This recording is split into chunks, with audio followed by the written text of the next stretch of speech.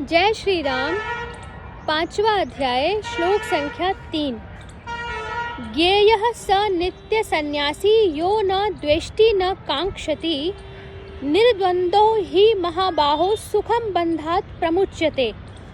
हे अर्जुन, जो पुरुष न किसी से द्वेष करता है और न किसी की आकांक्षा करता है, वह कर्मयोगी सदा सन्यासी ही समझने योग्य है, क्योंकि राग द्वेष आदि द्वंद्वों से रहित पुरुष सुखपूर्वक संसार बंधन से मुक्त हो जाता है। प्रश्न है, यहाँ कर्मयोगी को नित्य सन्यासी कहने का क्या अभिप्राय है? उत्तर है, कर्मयोगी न किसी से द्वेष करता है और न किसी वस्तु की आकांक्षा करता है।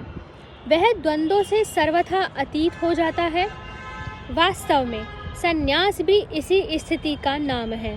जो राग द्वेष से रहित है वही सच्चा सन्यासी है, क्योंकि उसे न तो सन्यास आश्रम ग्रहण करने की आवश्यकता है और न सांख्य योग की ही।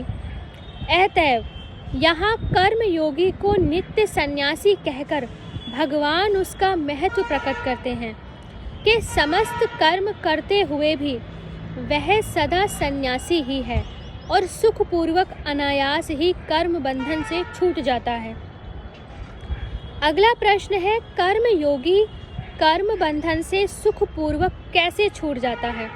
उत्तर है, मनुष्य के कल्याण मार्ग में विघ्न करने वाले अत्यंत प्रबल शत्रु राग और द्वेष ही हैं। इन्हीं के कारण मनुष्य कर्म बंधन में फंसता है। कर्मयोगी इनसे रहित होकर भगवदर्थ कर्म करता है।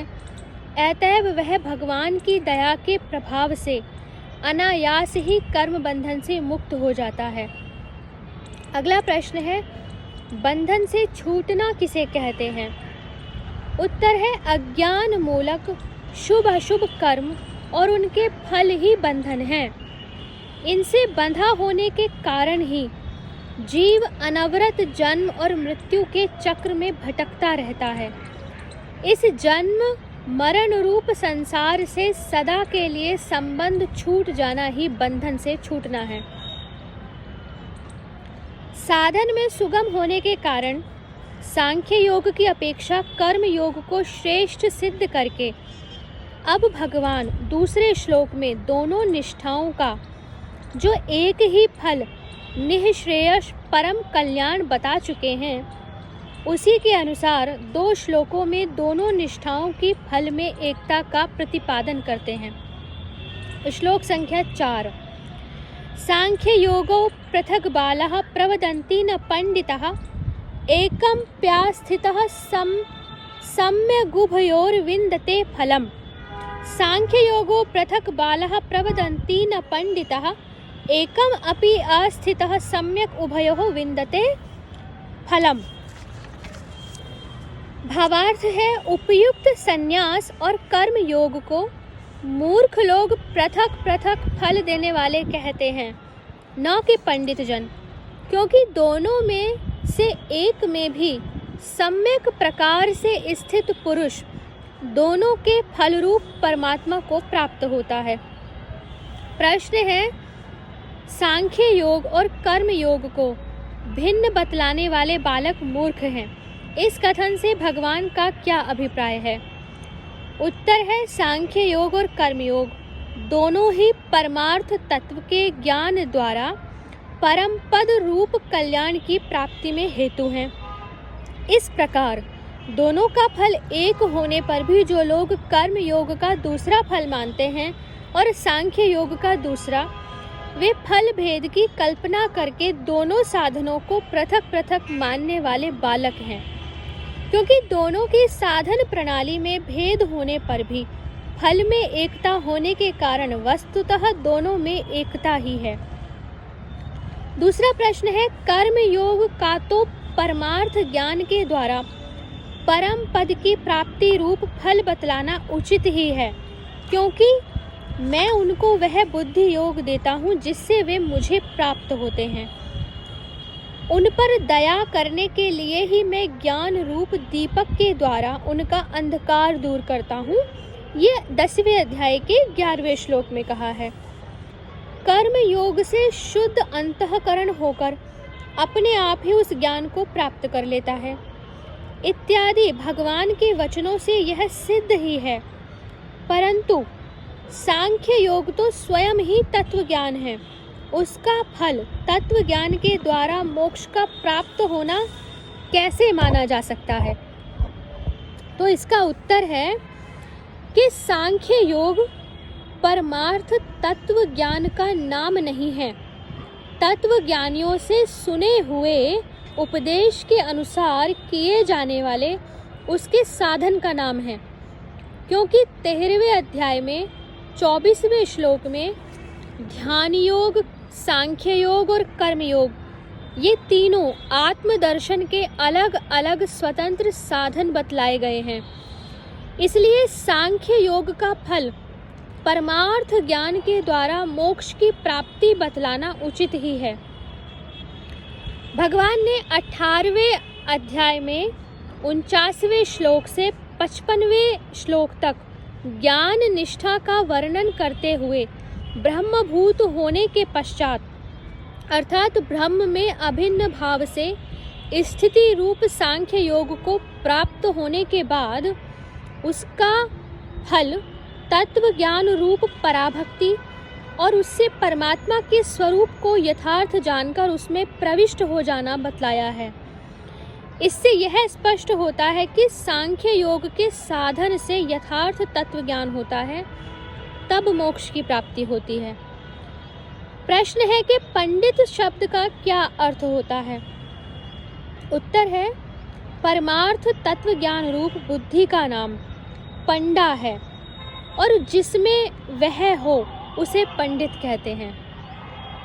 अतएव यथार्थ तत्व ज्ञानी सिद्ध महापुरुष का नाम पंडित है।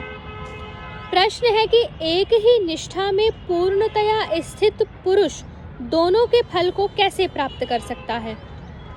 दोनों निष्ठाओं का फल एक ही है और वह है परमार्थ ज्ञान के द्वारा परमात्मा की प्राप्ति। अतएव यह कहना उचित ही है कि एक में पूर्णतया स्थित पुरुष दोनों के फल को प्राप्त कर लेता है। यदि कर्म योग का फल सांख्य योग होता और सांख्य योग का फल परमात्म साक्षात्कार रूप मोक्ष की प्राप्ति होती तो दोनों में फल भेद होने के कारण ऐसा कहना नहीं बनता, क्योंकि ऐसा मानने से सांख्य योग में पूर्ण रूप से स्थित पुरुष कर्म योग के फल स्वरूप सांख्य योग में तो पहले से ही स्थित है, फिर वह कर्म योग का फल क्या प्राप्त करेगा? और कर्म योग में भली भांति स्थित पुरुष यदि सांख्य योग में स्थित होकर ही परमात्मा को पाता है तो वह सांख्य योग का फल सांख्य योग के द्वारा ही पाता है। फिर यह कहना कैसे सार्थक होगा कि एक ही निष्ठा में भली भांति स्थित पुरुष दोनों के फल को प्राप्त कर लेता है? इसलिए यही प्रतीत होता है कि दोनों निष्ठाएं स्वतंत्र हैं और दोनों का एक ही फल है। इस प्रकार मानने से ही भगवान का यह कथन सार्थक होता है कि दोनों में से किसी एक निष्ठा में भली भांति स्थित पुरुष दोनों के फल को प्राप्त कर लेता है। 13वें अध्याय के 24वें श्लोक में भी भगवान ने दोनों को ही आत्म साक्षात्कार का स्वतंत्र साधन माना है। प्रश्न उठता है कि पहले श्लोक में अर्जुन ने कर्म संन्यास और कर्म योग के नाम से प्रश्न किया, दूसरे श्लोक में भगवान ने भी उन्हीं शब्दों से दोनों को कल्याणकारक बतलाते हुए उत्तर दिया।